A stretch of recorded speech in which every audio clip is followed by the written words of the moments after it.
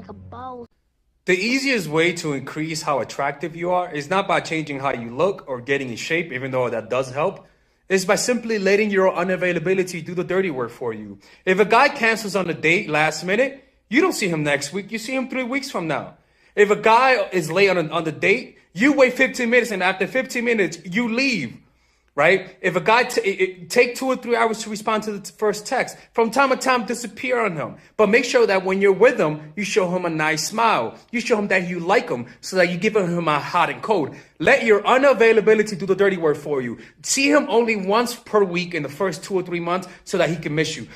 The Tinder swindler was a very easy thing to find if you were one of those women, if you didn't compromise on one of these standards. 3 rules that I always tell you guys to never break is never accept guys who verbally abuse you, who physically abuse you, and who financially ask for money in the beginning. Particularly in this case is asking for money. Anytime anybody asks you for money in the first month, that's a humongously red flag, especially if they're asking for a lot of money.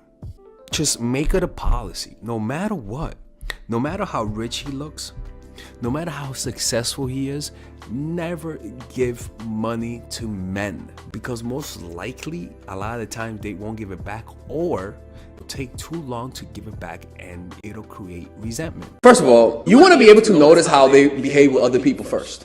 That's a big one. And when they're with you, you'll notice that they have this hurry-up type of attitude with you. They'll be like, hey. And then when their friends come, like, hey, what's up, bro? Remember, people either want to see more, less of you, or indifferent about you. You know, you're always in that category.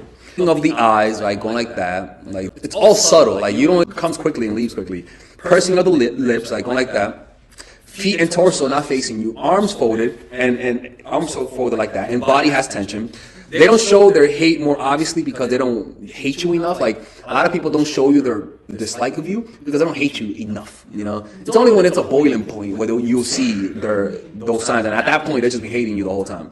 The most important thing, understand this: give a guy more space than necessary. Give him more space than necessary. Make him complain. Well, you don't call him as much or text him as much. Okay? I have a little pattern that I talked to you guys about earlier. 1, the first text of the day take 2 to 3 hours to respond, maybe 5. The second day, you're going to go back and forth. You're going to go back and forth 3 times, taking 5 to 15 minutes, and then you return to 2 hours. Always blame the fact that you're texting late on work. Once a month, disappear and take a whole day to text him back, okay? And then from time to time, once every 5 times, respond fast in order to keep it unpredictable. If you do that, he's not going to lose interest, okay? This is Alex, your toxic dating coach. Follow me on Instagram right here to soothe my toxic ego. Follow me on YouTube, Mindful Attraction 2.0 for longer dating advice. And follow me on TikTok, or I'm closing this channel. Stay toxic.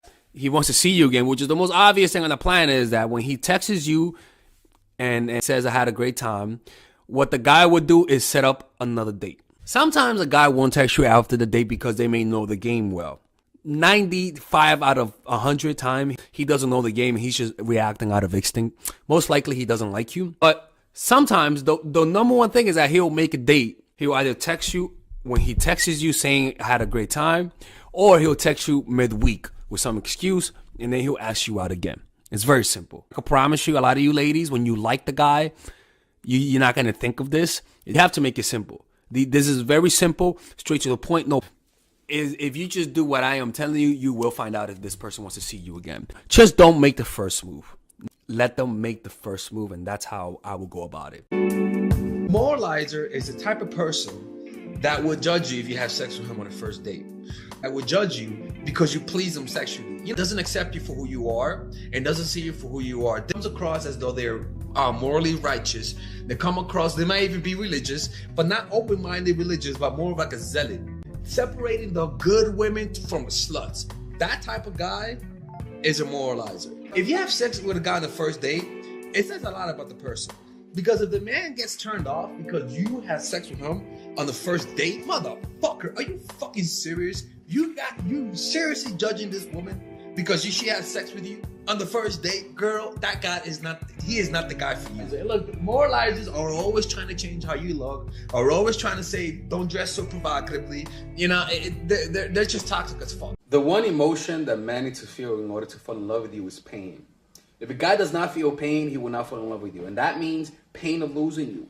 That means pain of you leaving him. And how do you create that pain? That means you make him feel a little jealous. That means you pull away and you don't text him that much as often. That means you cancel on a date. That means you disappear for a whole day. That means you don't respond for a whole day and then apologize because you had to work. The point is that you make him fear losing you, and that kind of pain will make him come back. It's like breaking up with him and then coming back. That kind of stuff makes him fall in love with you.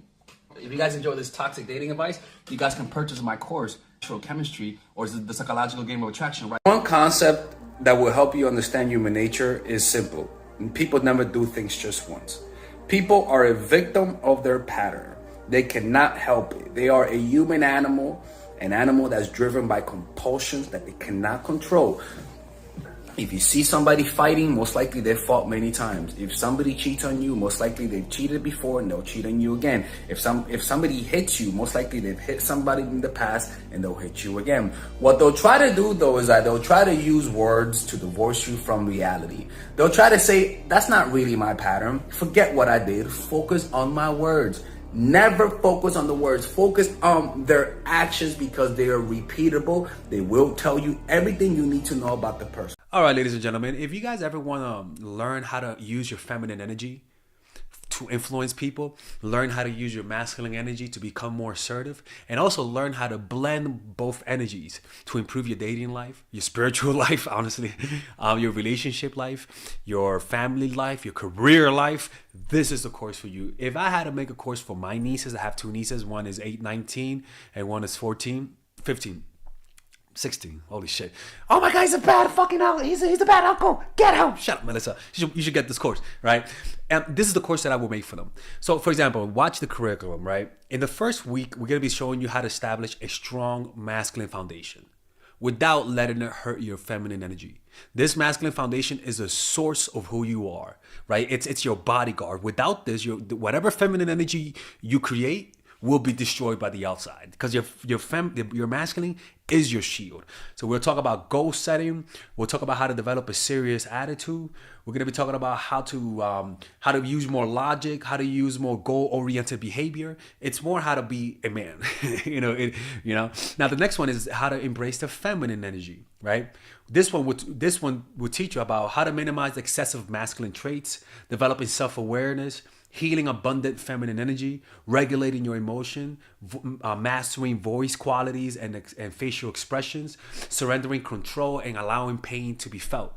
This is honestly, this will supercharge, like Kaioken, your masculine energy. After that, we have femininity in the workplace and how to be feminine in the workplace without letting people take advantage of you, and the nuances of how women on power should behave versus women who are subordinates in the workplace, and even the dress code. This is based on psychology, people. It's kind of insane. I'm actually excited about this one. The next week, we talk about navigating the labyrinth of male and female friendship. And this, a lot of women find confusing, so we talk about that. And how to identify envious friends, how to identify the good friends, how to keep male friends, and how to keep female friends. Week 5, we talk about how to release the burden of the past and stop and destroy mental projections. This is actually really powerful. And then week 6, we talk about how to increase your observational power so that you could read people better.